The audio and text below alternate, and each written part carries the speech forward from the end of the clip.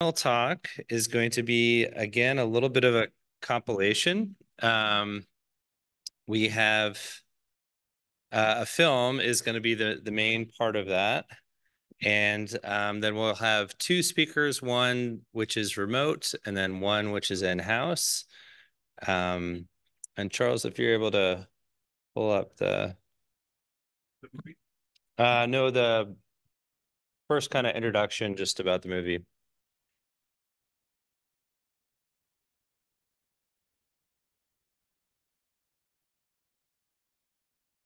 Um, Actually, there's one back that introduces them.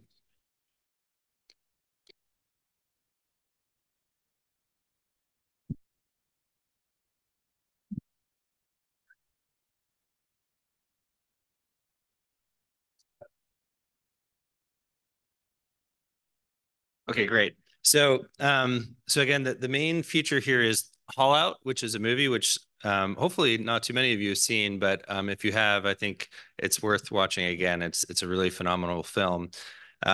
This is a short documentary about walrus haulouts. It was produced by Evgenia Arbugaeva. She's a photographer as well as a producer. She was born in Tiksi in the Sakha Republic in northern Russia. So we're going to show the film. Then we asked Evgenia, who's not able to be here, to provide some comments on the background of making the film. And then we'll end with Tony Fischbach, who's at the USGS Alaska Science Center, who's going to be providing some broader context for walrus research in general. And so I'll just first start by talking about the film. So this is written, directed, and produced by Evgenia and then her brother, Maxim Arbugaev. And the film, it's really some phenomenal photography. And I actually would encourage you to look at both of their, not only their films, but their photography. This film is going to be following a Russian biologist named Maxim Chakilev, who does his work in Chukotka, which is in the Russian Arctic, just on the western side of the Bering Strait. So each autumn, Chakilev has been enumerating and observing walrus during the mating and the resting season. And I think most are familiar that there's been a lot of shifts in ice cover and ice duration, ice thickness throughout the Bering and the Chukchi Sea.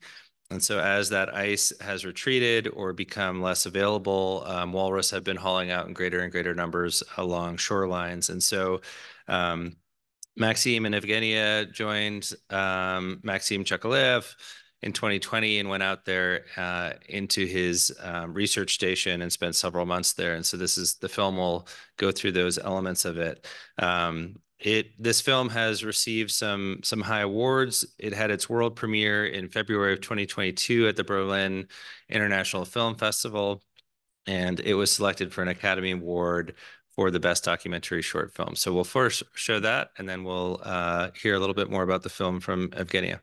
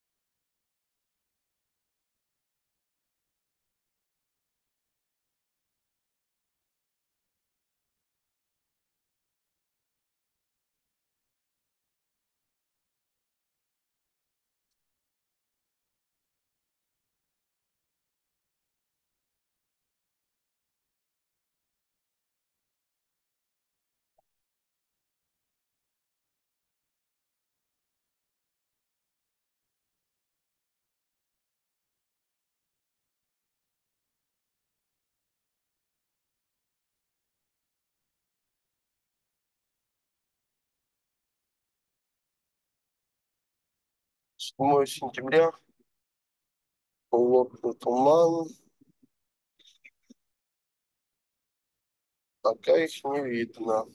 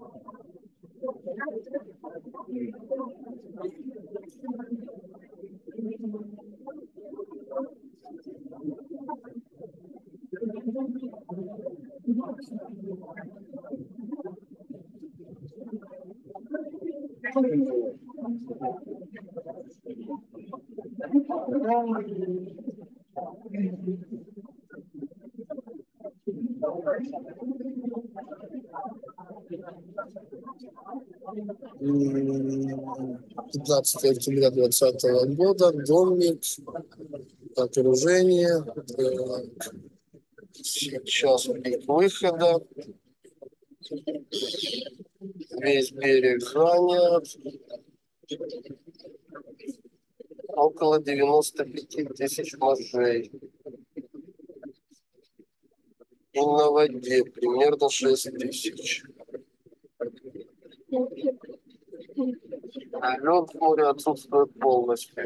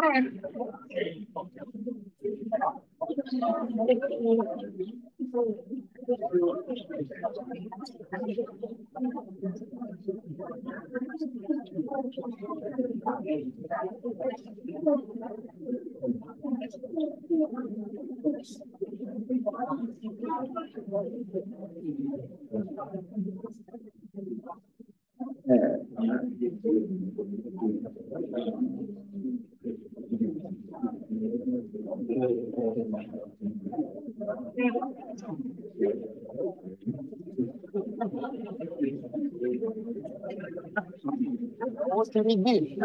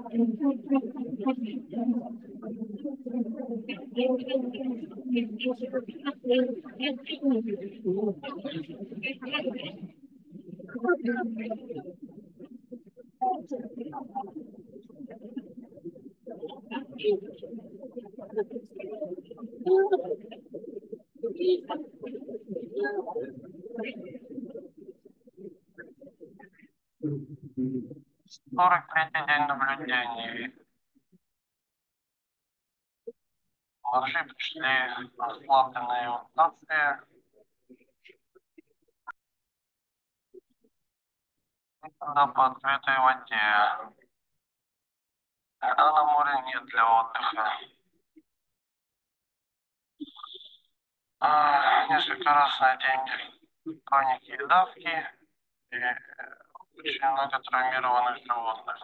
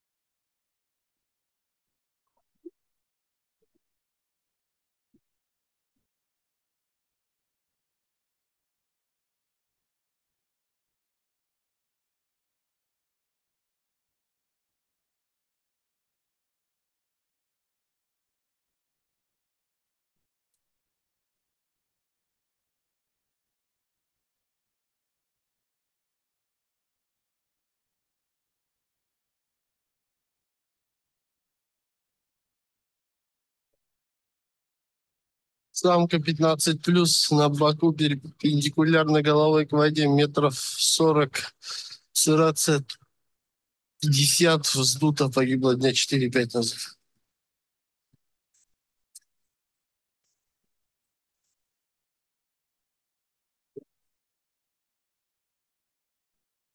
Самка 6-9 лет, погибла примерно 5-7 дней назад. И рядом годовичок, погиб недавно.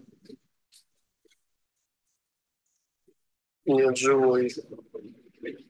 Очень ослабший. Сирота.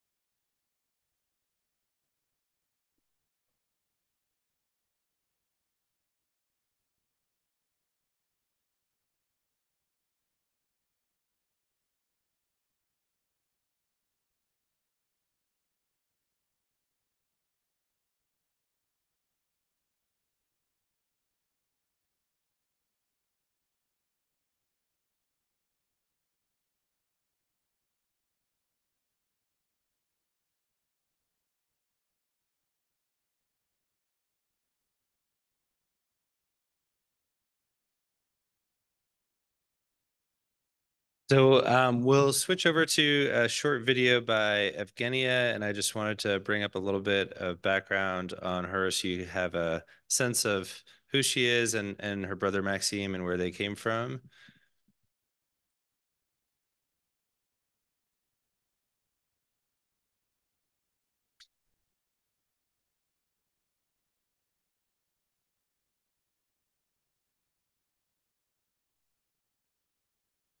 No, no worries.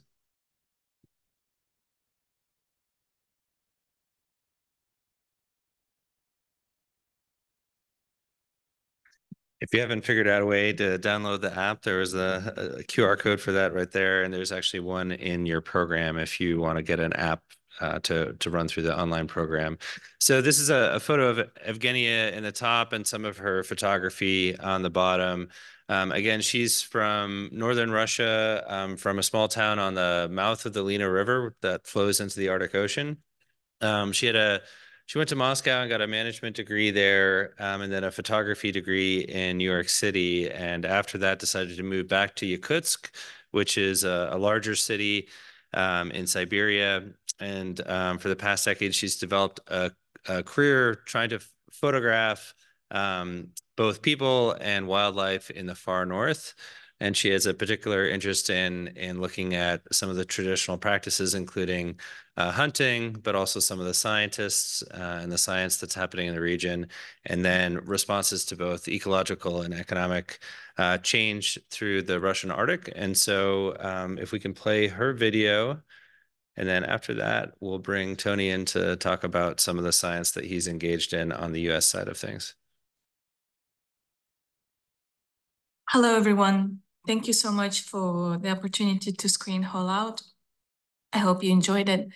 It's definitely a very special project for me and for my brother Maxim. We made this film together. This is my first ever film. I'm a photographer. So on a personal level, it's also a very meaningful experience. It all started in 2019 when I, as a photographer, came to Enurmine village where Chukchi community live, and I was photographing mostly hunters, and that's how I found out about Haulout. Frankly, I didn't know that there is this biggest Haulout on the planet happening just about 15 kilometers from the village.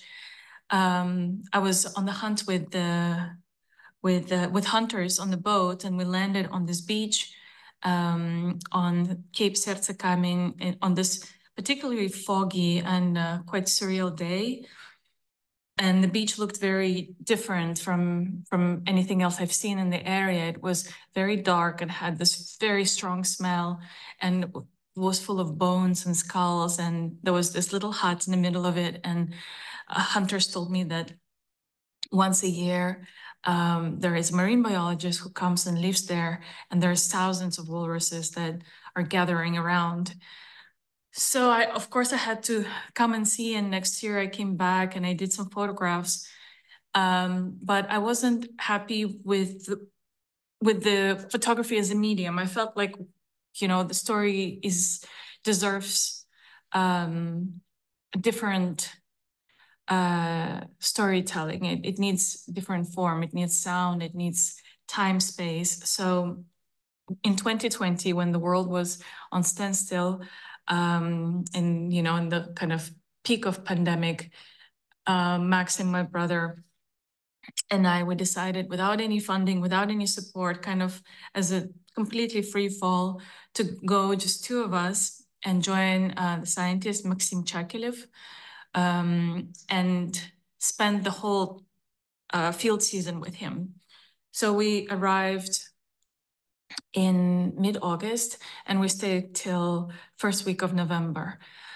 We approached Maxim Chakilev and said, okay, is it okay if we'll join you? We have this idea for the film. And we were happy that he agreed.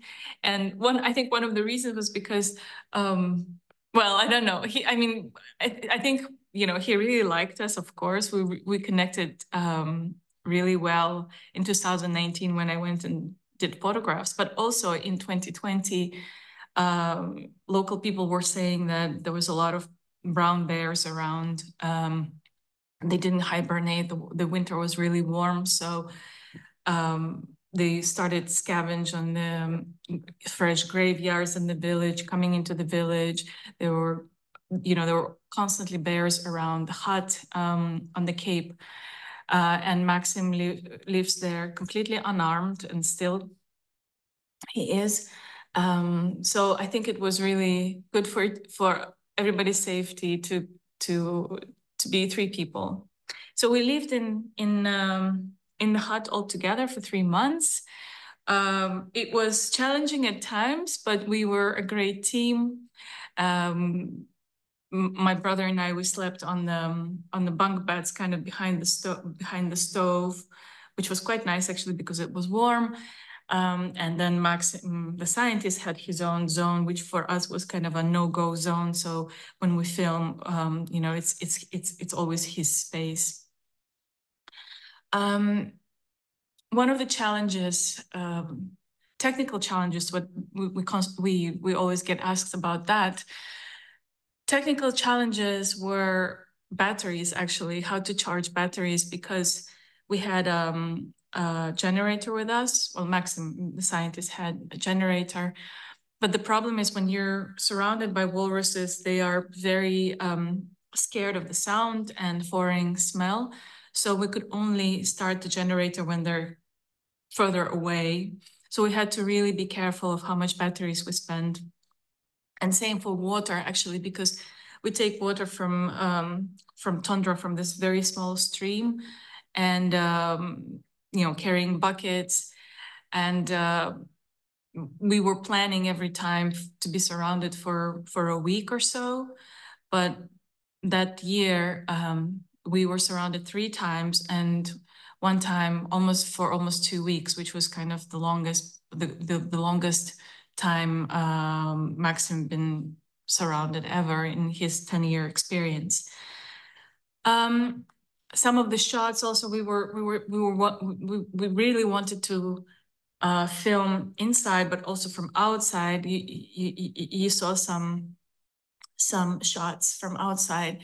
That's when in the middle of kind of this haulouts, in between haulouts, my brother managed to escape, and he placed himself on this on the hill, which was quite scary also because, you know, we were wondering about all these bears that roamed around, and we had walkie-talkie, and I could see him from the window and he could see us, and we would talk on walkie-talkies and just checking on each other.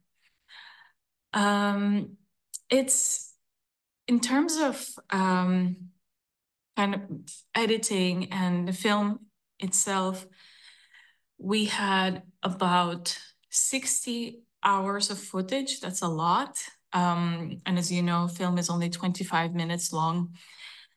We started filming Maxim in the village of Nurmina because it was really amazing to us, and I'm really sorry that it didn't make it into the film. But Maxim has really strong relationship with the community, with the Nurmina.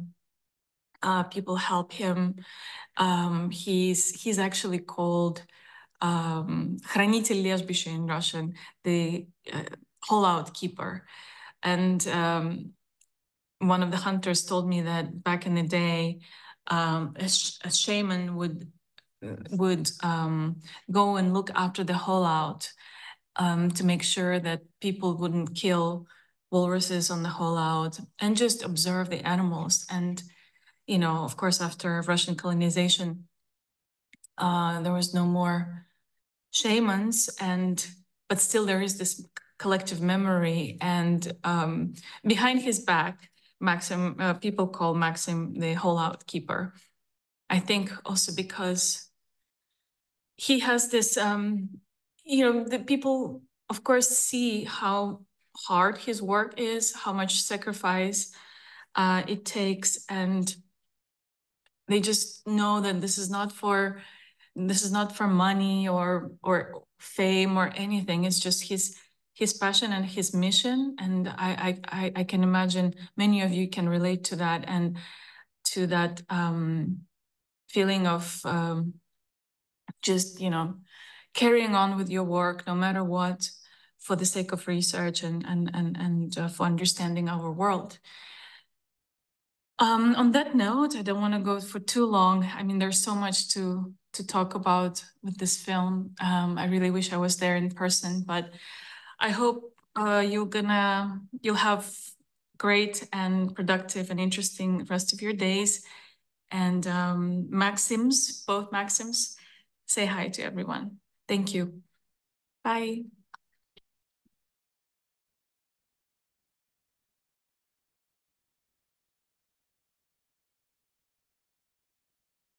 Okay, and now I'll ask Tony to come up and present a little bit about the research that he's engaged with. He's been collaborating with scientists on both sides of Bering Strait. And so tell us a little bit about Walrus. Thank you, Matt. That's a really hard presentation to follow. Let's see it. Do I have the clicker here? Okay, good. So I'll be presenting for the collaborative team from USGS, and also for the larger collaboration with the Fish and Wildlife Service and the Eskimo Walrus Commission. I came to this as a grandson of people who left their country from Central Europe and the North Sea of Europe. And I came as a classically trained evolutionary ecologist with about as much knowledge of, do I click here? Let's see. How does clicker work? Greener. Oh, this guy here. Okay, yeah, okay. With about as much knowledge of walruses as 16th century European monks had. Fortunately, I was introduced to walruses by Siberian Yupik hunting families. I served as their walrus harvest monitor, Fischbach service harvest monitor for 4 years in the late 1990s. They shared with me their harvest, the work of their harvest, and the joy that comes from participating in practices that sustain their communities. And through their guidance, I came to understand that this joy is expressed across the Bering Strait by 7 linguistically distinct cultures that rely on walruses for their sense of identity and their food security.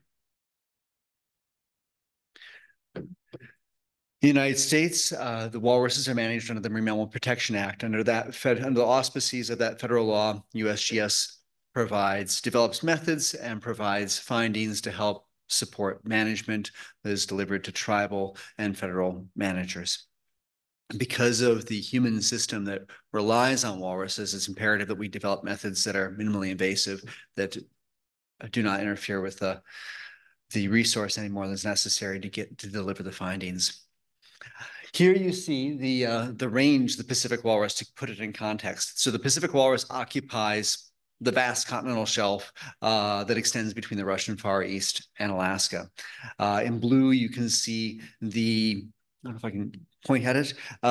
In blue, you can see the winter aggregations where the males and females gather together and breed. And in red, you see the summer concentration areas. Along the shore, the red dots represent locations where they've been reported to come to shore in large numbers. Talk here will focus on the Chukchi Sea because that's where the females and the young spend most of their year once the ice retreats to the Bering Straits. And that's also the place that has seen the most pronounced changes in sea ice. I'll follow an outline to keep a focus here. I'll mention give an overview of a couple of methods that we had to develop to provide range-wide insights on the Pacific walrus, summarize a study that gave us a new understanding of how they may respond to loss of sea ice, and then talk about how we're working to address science needs that resulted from that. In order to understand the geography and the behavior of walruses range-wide, we require satellite telemetry, which was first pioneered in 1987 from Soviet harvesting vessels, walrus harvesting vessels, by the University of Alaska Fairbanks. USGS has been working to develop minimally invasive methods, which you see here, where I'm applying a radio onto a walrus without touching it or using any immobilizing chemicals. Through the collection of data from these devices, we can learn a lot about where they are, where they go, what they're doing. Here you see the walruses on the continental shelf following the sea ice through the summer. This is primarily the females and the young.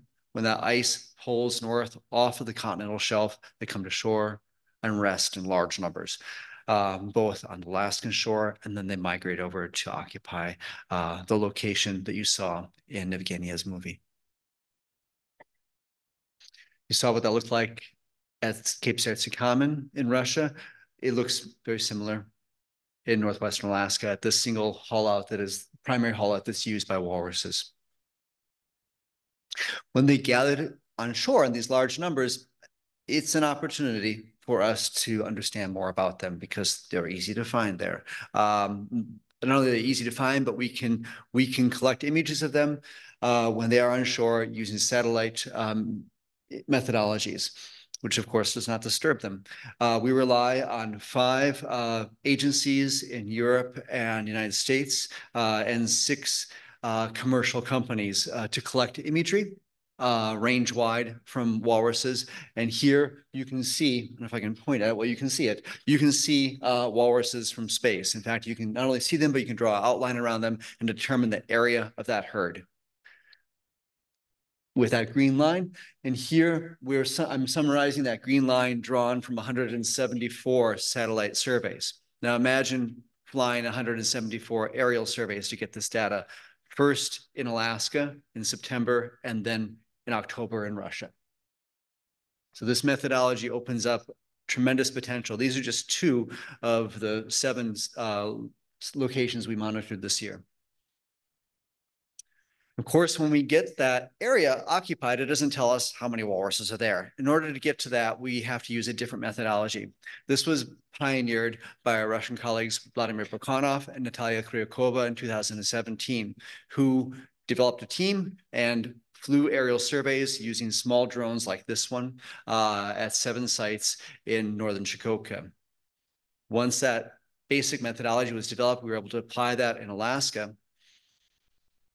And by planning and processing the drone surveys in a rigorous manner, we can get data that helps us have insights. It gives us the herd density. We can then understand the herd abundance. And by coupling that herd abundance with the telemetry, we can actually get a regional abundance estimate. Of course, with the herd density, we can multiply that by the herd area obtained through satellite imagery and get actual abundance any place that we can see them with a satellite range-wide. So this opens up a whole new possibility of having insights on what walruses are doing. Let's step into some findings we had about how they're responding to loss of sea ice. The telemetry data showed us that when sea ice retreats from their foraging grounds, walruses must swim much more, and they rest much, much less. Global circulation models of sea ice forecasts in the next century indicate that under all climate scenarios, we will have a longer season of ice-free conditions in walrus habitat. In a USGS study led by Mark Udovitz, he coupled physiology models of what it takes to run a walrus with these global circulation models and the telemetry data to have a projection as to how it will go for walruses in the coming century.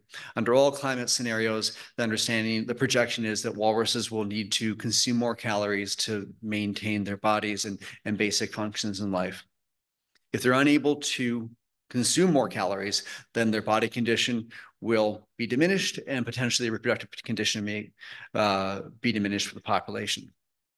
So this is the projection from this study. The question is, well, how is that really going to play out in the real world? Will this play out? In order to answer that, we need a method to monitor the body condition that doesn't require us to go out there and measure walruses, which is just not a possibility.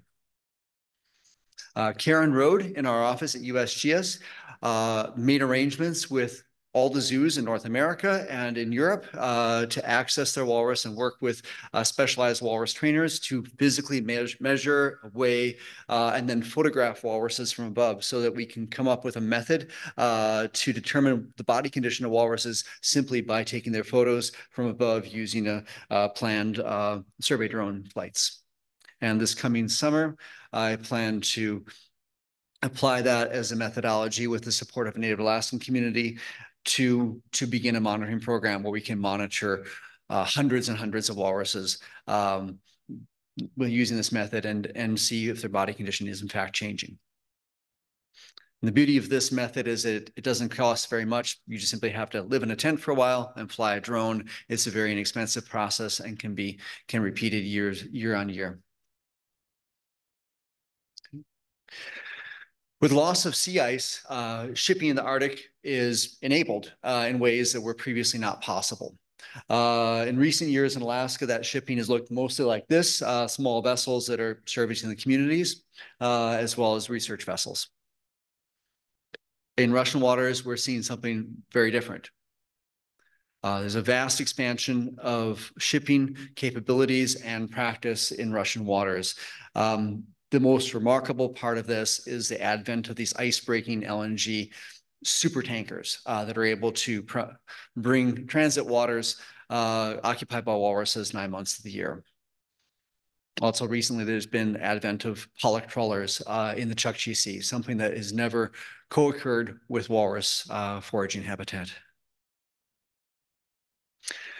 Aside from the basic concern of walruses being ensnared in nets, which has been reported in Russia, the basic concern from the advent of new shipping is the ocean noise that occurs with super large vessels going through walrus habitat. The concern is that It may disrupt their foraging behavior and have energetic consequences for the population, or much worse, it may disrupt the relationship between mothers and their calves. So the calves are unable to access the bottom of the sea where the mothers spend most of their time.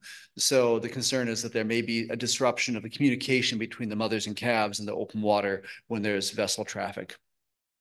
We haven't figured out how to address that or begin to understand that, but USGS put a hearty effort into trying to understand that by using tracking data. I should step back and say the blue corridor here. I don't have my speaker notes. The blue corridor shows the movement of walruses during October. This is based on published data that we obtained with a collaboration with our Russian colleague Anatoly Kochnev.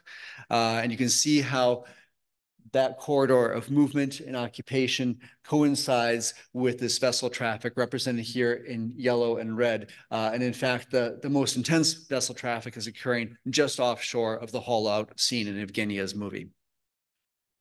So this raises lots of questions.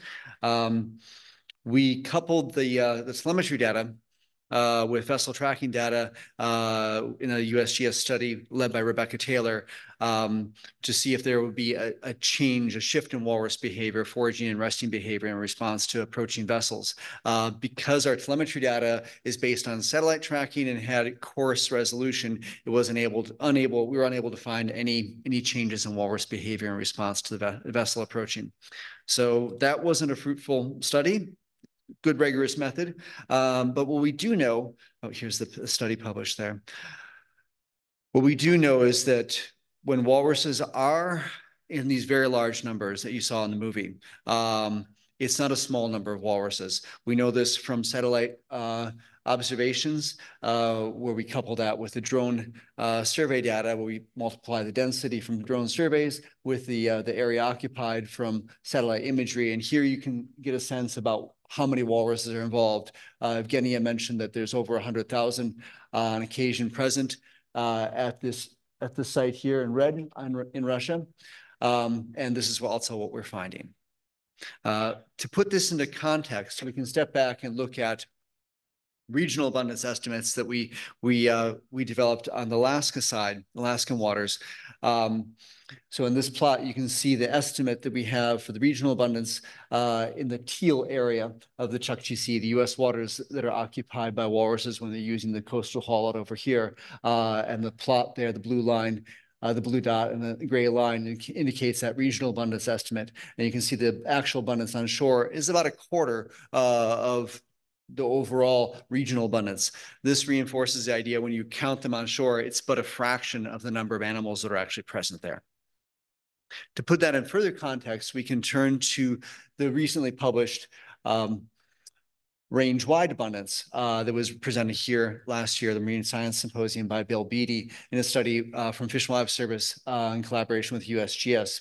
They estimated the range-wide abundance for females and young, indicated with blue dot and the gray line. And over here, if you look at the numbers on shore, interestingly enough, the numbers of walrus on shore actually approach the overall estimate for females and young in the population. This raises lots of questions, but it points out that when we have walruses proximate to this new expanding vessel traffic, we're not talking about some small number of walruses. This is the bulk of the population, essentially all the females and young. So to understand what this means for conservation and how this may be managed would require further study and coordination across the Bering Strait. You heard about the consequences, and you saw it graphically in her movie, of what happens when you have tens of thousands of walruses together and there's some disturbance. It could be any number of things that cause that disturbance, but when they get moving to safety in the water, other walruses can be crushed. This often occurs annually, killing hundreds and sometimes more than 1,000 walruses. Population modeling has indicated that this has a real conservation effect on the population, may have a change the population trajectory. So the Marine Mammal Protection Act in the United States requires that we account for this in the stock assessment process. We can go out and we can count individual carcasses like Maxim has done over in Cape Seretse Common, but accessing all the sites is not possible. So we're working on a method that uses satellite imagery. On the right-hand side, you can actually see individual walruses as they appear in radar backscatter collected by a small commercial satellite that's actually smaller than this podium right here and costs less to put in the sky than buying a Cessna 206. So there are whole fleets of these satellites that are coming online and becoming available to scientists to use. I can even use a 17-year-old German one that can also visualize these with great clarity. So it's a remarkable time for scientists to be able to see things range wide, and then to couple that with ground surveys supported by Native Alaskans. The only real place that managers have an opportunity to change what's going on with the walrus population is at these coastal haulouts. They can help diminish the disturbances that happen there. But managers need to understand what's going on and have real-time information in order to do that. So at USGS, we are gathering satellite imagery, processing that in real time, and delivering it to tribal and federal managers whenever they require it. In this case, you can see walrus haulouts outlining in green, and then here's on the right-hand side over here, you actually see two barges that were delivering the essential goods to this community. They were able to receive this and work with the barge managers to ensure that they cause minimum disturbance to the walruses. Another aspect we're bringing on is the use of real-time camera stations processed with AI to also be able to deliver real-time information to managers. So throughout this talk, you've heard of how our method development and findings rely on the support of Native Alaskan communities and the published results of our Russian colleagues. So personally, we look forward to expanding our reliance on Native Alaskan communities for understanding the work we do and also for the support that they're able to provide from these remote communities. And we look forward to a time when we can have direct collaborations with our Russian colleagues again. And that's what I have to present. Thanks,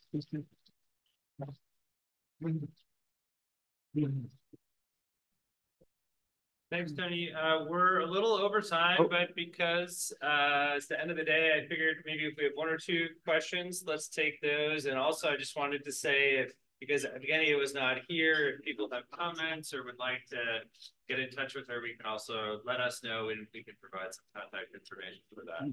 So if there's any questions, I think we can take one or two now. And I'll be at the poster session too. Let's see. What's the carrying capacity, do you think, along with the article? Can you repeat the question? Oh, so the question is, what's the carrying capacity for walruses? That's a big question. We do know that when the Soviet harvest was at its peak, so the Soviets had an industrial harvest that started in the 1920s and continued through 1991. When it was at its peak prior to 1970, the population was substantially less than it is now. And at that time, walrus body condition was much greater. We know that from measurements.